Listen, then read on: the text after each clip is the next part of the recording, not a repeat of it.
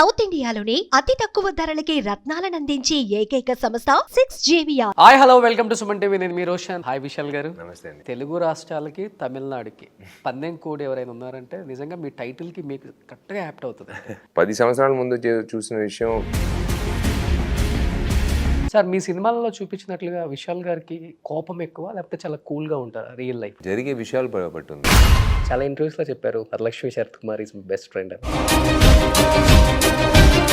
చాలా మంది ఎక్స్పెక్ట్ చేశారు ఇండస్ట్రీ నుంచి మీ ఇద్దరు పెళ్లి చేసుకుంటారు, మంచి కపుల్ అవుతారు అని. Friendship is different, taking it forward to marriage is totally different equation. So last elections చెప్పారు, బట్ ఎలక్షన్స్ May 13th జరుగుతున్నాయి. ఈసారి ఎవరు సీఎం అవుతారు? ఎందుకు అంత కాన్ఫిడెంట్గా చెప్తున్నారు? ఒక సీఎం అంటే మామూలు విషయమా? అన్ని కాన్స్టిట్యున్సీస్కి వెళ్ళాలి, అందరూని కలవాలి, అందరూ అతనికి నచ్చే మనుషులు ఉండరు, అందరూ అతనికి ఆయన చెప్పిన మాటలు వినేలా మనుషులు ఉంటారు. ఏదున్నా కానీ ఓపెన్గా మాట్లాడతారు కదా, ఏ స్టేట్మెంట్ ఇవ్వాలన్నా కానీ. యాక్చువల్గా ఒక యాక్టర్కి బయట ఒకటి లోపల ఒకటి మాట్లాడాలి అని చెప్తుంటారు, కానీ మీ విషయంలో మటుకు నేను ఎప్పుడు చూడలేదు. ఏదనిపిస్తే అది చెప్పేయటమే. 9 to 6 మేకప్ వేసుకున్నప్పుడు నటిస్తున్నావు, లైఫ్లోనూ నటిస్తున్నావు అని చూస్తే ఎంత దరిద్రంగా ఉంటుంది మనకి.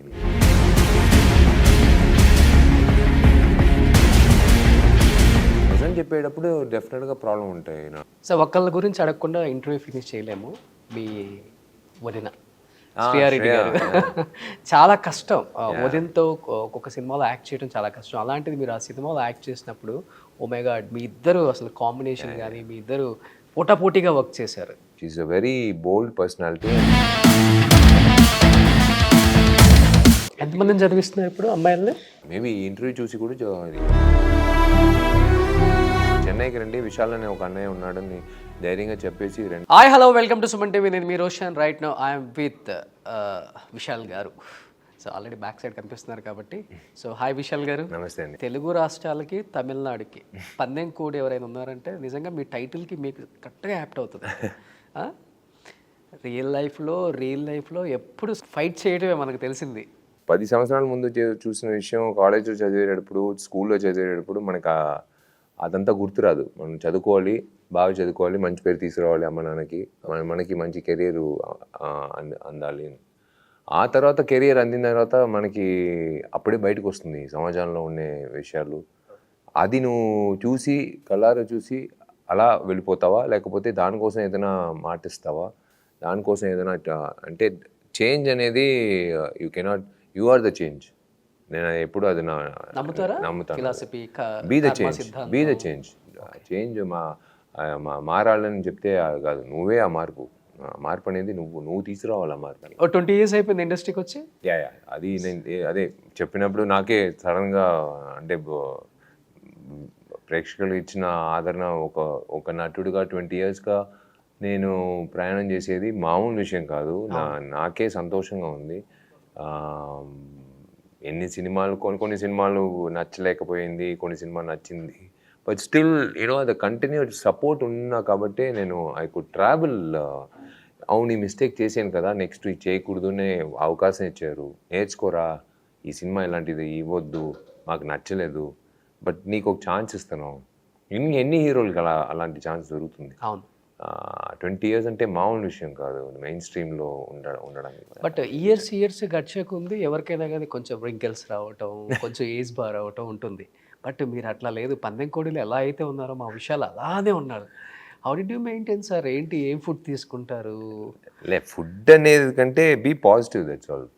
Positivity in your mind and body and soul is the most important thing I believe. ఆ తర్వాత యువర్ లైఫ్ స్టైల్, నువ్వు ఎలా నీ లైఫ్ అనేది ఇలా కూడా వెళ్ళొచ్చు, ఇలా కూడా వెళ్ళొచ్చు. ఒక నటుడుగా వచ్చి most important is how you are presentable to the audience. ఇది ముఖ్యం, చాలా ముఖ్యం. అంటే నేను జిమ్కి వెళ్ళి వర్కౌట్ చేసి అదంతా చేసేది కాకుండా ఫేస్ ప్రెజెంటబుల్గా ఉండాలి. వాళ్ళు డబ్బులు ఇచ్చి చూస్తున్నారు కదా వచ్చి థియేటర్కి. సో అప్పుడు ఆ రెస్పాన్సిబిలిటీ నాకు ఉంది కదా. So I have to take care of myself. Big screen కన్నా కూడా రియల్గా చూస్తే టీనేజ్ బాయ్ లాగా ఉన్నారు. ఈ సినిమాకి వచ్చి ఏమంటే మార్క్ యాంటనీలో క్లైమాక్స్ ఒక ఆదికి వచ్చి అన్న లాస్ట్ 12 నిమిషాల్లో ఓల్డ్ గెటప్ రావాలన్న యాంటనీ గెటప్ కొంచెం లావు ఎక్కాలన్నాను. సరే ఓకే. ప్రతి డైరెక్టర్ అడుగుతారు కదా. ఆ టైం అయిన తర్వాత కరెక్ట్‌గా రత్నం కథ చెప్పడానికి హరి గారు వచ్చారు. హరి సార్ వచ్చి విశాల్ ఇద్దరు కలిసి చేద్దామని అడిగాను. టుగెదర్ కథ చెప్పి అయిన తర్వాత నన్ను ఇలా చూశారు. విశాల్ కొంచెం నాకు ఆ భరణి విశాల్ కావాలి, పందెంకొండ విశాల్ ఒక 14 కిలోలు తగ్గించుకోవాలి. నో ప్రాబ్లమ్ సార్, ఒక 28 డేస్ టైం ఇవ్వండి నేను చేస్తాను సార్. అదేంటి 3 నెలలు టైం అడుగుతాం అనుకున్నాను అట్లీస్ట్. లేదు 28 డేస్ చాలు సార్ అని చెప్పి నా ట్రైనర్ వినోద్ దగ్గర చెప్పి వీ స్టార్టెడ్ ద రొటీన్. అంటే ఒక పెద్ద ఛాలెంజ్ కదా, ఒక నటుడికి ఇలాంటి ఛాలెంజ్లే కావాలి to keep him going. So అడిగాను ట్రైనర్ దగ్గర. పోయిన సినిమాల్లో మేకప్తో ఓల్డ్ గెటప్ చేసాము, కానీ ఈసారి మేకప్తో కాదు, నిజంగానే చూపించాడు 2.5 అవర్స్కి ఆ పాత విషయాలు కావాలని అడిగారు. చేద్దాం. 60% diet and 40% workout, lifestyle మార్పులు అన్నీ చేసి 14 కేజెస్ తగ్గారు. 14 కిలోస్, 15 కిలోస్. అమ్మాయిల ఫాలోయింగ్ బాగా పెరిగిపోయి ఉంటుంది ఇన్ని కేజెస్ తగ్గిన తర్వాత. షార్ట్ కట్లు ఉన్నాయి, బట్ షార్ట్ కట్లు చేయకూడదు. అది నాకు ఎప్పుడు నేను నమ్మను. అది సల్యూట్లో 6 ప్యాక్ అయినా సరే, ఎప్పుడైనా సరే. ఇది వచ్చి ఒక రేస్ కాదు. ఒక సినిమాతో మన హానికరంగా ఏదైనా చేసి మన హెల్త్ పాడైపోయిందంటే పోతుంది. ఇది మ్యారథాన్. నెక్స్ట్ సినిమాలు ఉన్నాయి. ఆ 5 నిమిషాల సీక్వెన్స్ కోసం మనం అది చాలా కష్టం కదా sir. So we have to do it in an organic way. So అది నేను ఎప్పుడు నమ్ముతాను. చేయలేకపోతున్నానా నేను ఓపెన్గా చెప్పేస్తాను, లేదు సార్ కుదరదు సార్, నా వల్ల కుదరదు. చేయొచ్చా దానికి అది నిజంగా దిగాలి. అంటే సార్ నేను చెప్పినట్టు మీరు వినాలని చెప్పినప్పుడు ట్రైనరు చెప్పినట్టు విన్నాను. 28 డేస్, నాట్ దట్ 28 డేస్, లైఫే I carried on after that post that. ఇప్పటి వరకు మీతో మాట్లాడే వరకు కంటిన్యూడ్ దట్ లైఫ్ స్టైల్. అంటే టైం ఎలా సరిపోద్ది అంటే, ఒక సినిమా థియేటర్లో ఉంటుంది, ఒక సినిమా ప్రమోషన్ చేస్తారు, ఒక సినిమా మళ్ళీ షూటింగ్ జరుగుతూనే ఉంటుంది. How is it possible? Multi tasking అలవాటు అయిపోయింది. అండ్ నేను ఎప్పుడు ఒక సినిమా షూటింగ్ ఒకసారికి ఒక సినిమా షూటింగే చేస్తాను. 2 సినిమాలు ఒకే టైం చేయను. ఒక సినిమా అయిన తర్వాత ఇంకొక సినిమా చేస్తాను. సో ఇప్పుడు ఇది రత్నం సినిమా అయిన తర్వాత వెంటనే ఏ సినిమా నేను ఒప్పుకోలేదు. ప్రీ ప్రొడక్షన్ చేసి ఫస్ట్ టైం డైరెక్షన్ 25 సంవత్సరాల తర్వాత నాకు అలా నెరవేరుతుంది డైరెక్టర్గా. సో డిటెక్టివ్ 2 ప్రయాణం స్టార్ట్ చేసాం. ఆ తర్వాత May 1st వీక్ ఈ సంవత్సరం we going to start shooting. So that is again కొత్త అవతారం. అంటే కాంబినేషన్ మీద అయితే బయట ఎక్స్పెక్టేషన్ చాలా ఎక్కువ ఉంటుంది, ఎందుకంటే హరి, విశాల్, డిఎస్పి. డెఫినెట్గా అది ఎస్పెషలీ డిఎస్పి హరి గారు, నేను 3 సినిమాలు, భరణి, పూజ 2 మంచి విజయం సాధించింది. ప్రేక్షకులు ఇవాళ కూడా టీవీలో చూసినప్పుడు అందరూ చాలా ఫ్యామిలీ ఆడియన్స్కి చాలా నచ్చిన సినిమాలు. సో ఆ విధంగా రత్నం వచ్చి 3వసారి ఆయనతో చేసే ఇప్పుడు ఒక బాధ్యత ఉంది. దేవి శ్రీప్రసాద్ ఒక మ్యూజిక్ డైరెక్టర్ అవ్వకముందే మంచి మిత్రుడు. ఎలా కష్టపడి వచ్చాడని నాకు తెలుసు, బికాజ్ సేమ్ పక్కనే ఆఫీస్లో. అండ్ ప్రతిసారి అతని దగ్గర వెళ్ళి, భయ్యా ఒక్కొక్క హీరోకి నువ్వు మంచి పెద్ద హిట్ కొడుతున్నావు సాంగ్, నాకు మాత్రం ఎందుకు చేయట్లేదు అంటే ఒక మాట చెప్తాడు. ఆ మాటే నా సినిమాలో 19 years కెరియర్లో ఫస్ట్ టైం వచ్చి ఈ save the best for the last అని చెప్పొచ్చు. ఈ రత్నంలో కొలాబరేట్ అయ్యాము. అండ్ ఆయన ఏం మాట చెప్పాడో అదే లిరిక్గా పెట్టాడు, డోంట్ వరీ చిచ్చా అని ఈ సినిమాలో ఫస్ట్ సాంగ్. సో ఇన్ని సంవత్సరాలు నువ్వు చెప్పింది దీనికోసమేనా? సరే ఓకే, వెరీ గుడ్, మంచి హిట్ అయింది ఆ సాంగ్. అండ్ దేవి వచ్చి ఒక మాస్ ఎంటర్టైనర్కి ఎలా ఎలివేట్ చేయాలనేది చాలా అది గొప్పతనం అండి, అది పెద్ద విషయం. ఒక టెంప్లెట్గా ప్రతి సినిమాకి ఒకేలాగా చేసేది అది కాదు. ఒక్కొక్క హీరోకి ఒక్కొక్క సీక్వెన్స్కి ఎలా ఎలివేట్ చేయాలనేది మ్యూట్ చేసి మీరు చూస్తే వేరేలా ఉంటుంది. దేవి శ్రీ ప్రసాద్తో రత్నం చూస్తే వేరేలా ఉంటుంది. యాక్షన్ సీక్వెన్స్ కానీ, 1-to-1 విల్లన్తో మాట్లాడేది కానీ, ఆ ఇంట్రోల్ బ్లాక్ కానీ, ఆ క్లైమాక్స్ కానీ, డైలాగులకి బ్యాక్గ్రౌండ్ మ్యూజిక్ చూసినప్పుడు Devi is really killed it for this film. నడుస్తుంది. అలాంటి టైంలో April 26న రత్నం రిలీజ్ అవుతుంది. మీకు అండ్ గవర్నమెంట్కి చాలా దగ్గర సంబంధం. దగ్గర కాదండి, ఏదన్నా కానీ ఓపెన్గా మాట్లాడతారు కదా, ఏ స్టేట్మెంట్ ఇవ్వాలన్నా కానీ. యాక్చువల్గా ఒక యాక్టర్కి బయట ఒకటి లోపల ఒకటి మాట్లాడాలి అని చెప్తుంటారు, కానీ మీ విషయంలో మటుకు నేను ఎప్పుడు చూడలేదు. ఏదనిపిస్తే అది చెప్పేయడమే. మంచిదే కదండి. మళ్ళీ మళ్ళీ మనం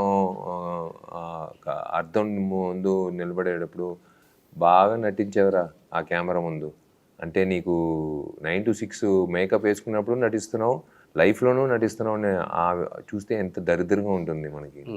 మనకి అనిపించే విషయం వచ్చి మనం చెప్పాలి. వీ హ్యావ్ టు అనిపించేది చెప్పాలండి. ఎప్పుడు ప్రాబ్లం అవ్వాలా రియల్ లైఫ్లో? ప్రాబ్లం లేకుండా ఏది ఉందండి. నా నిజం చెప్పేటప్పుడు డెఫినెట్గా ప్రాబ్లం ఉంటాయి. నా లాస్ట్ టైం ఎలక్షన్కి 1 సంవత్సరం ముందే అడిగారు ఒక ఛానల్ ఎవరు సీఎం అవుతారని. నేను జగన్ గారే సీఎం అవుతారని చెప్పాను. ఆ కెమెరామెనే ఆలోచించి ఇలా చూసాడు. ఏందయ్యా నువ్వు అడిగారు అయినా నేను చెప్పాను దాంట్లో ఏముందండి. ఎందుకు సార్ చెప్తున్నారంటే అంటే 3500 కిలోమీటర్లు ఆయన నడుచుకుని వెళ్ళి అందరినీ కలిసి వెళ్ళేది మామూలు విషయం. ఒక రాజకీయంలో ఉన్న ఒక నాయకుడు అది పెద్ద విషయం అండి. నాకు అది తప్పకుండా ఆయనే వస్తాడు సీఎంగా అని చెప్పాను. దాంట్లో ఏముంది. సో లాస్ట్ ఎలక్షన్స్ చెప్పారు, బట్ ఎలక్షన్స్ May 13th జరుగుతున్నాయి. జగన్ ఈసారి ఎవరు సీఎం అవుతారు? జగన్ గారే వస్తారు. ఎందుకు అంత కాన్ఫిడెంట్గా చెప్తున్నారు? నాకు అనిపించింది. అప్పుడు 3500 కిలోమీటర్లు పాదయాత్ర చేశారు. ఈసారి పాదయాత్ర చేసిన తర్వాత ఆయన ఆ నమ్మకంతో సీఎం చేశారు కదా. ఆ తర్వాత జరిగిన విషయాలు బట్టి నేను చెప్తున్నాను డెఫినెట్గా జగన్ గారే సీఎం అవుతారు. ఎందుకు జగన్ గారు అంటే అంత ఇష్టం విశాల్ గారు? జగన్ గారు అంటే ఇష్టం అంటే నాకు ఈడ ఓటు లేదు, నాకు ఈడ ఓటింగ్ అథారిటీ లేదు, నాకు చెన్నైలోనే ఓటింగ్ ఉంది. నాకు అనిపించిన విషయం అంటే చూస్తాం కదా, కొన్ని విషయాలు చూస్తాం, కొన్ని విషయాలు వింటాం, కొన్ని విషయాలు కనుక్కుంటాం, కొన్ని విషయాలు కళ్ళారో చూస్తాం. ఇదంతా చూసిన తర్వాత అనిపించిన విషయమే. దేర్ ఇస్ నథింగ్ అంటే నేను I'm not against Chandrababu Naidu garu or I'm not against anyone who's contesting. నాకు హక్కు ఉంది నేను చెప్పడానికి, నా ఇష్టం నేను చెప్తున్నాను. మీరు ఓటేయాలి దానివల్ల నేను చెప్తున్నాను, అలా నేను చెప్పట్లేదు. నేను అడిగింది నేను చెప్తున్నాను. కలిసారు ఎప్పుడన్నా? లేదు ఇప్పుడు కలవలేదు.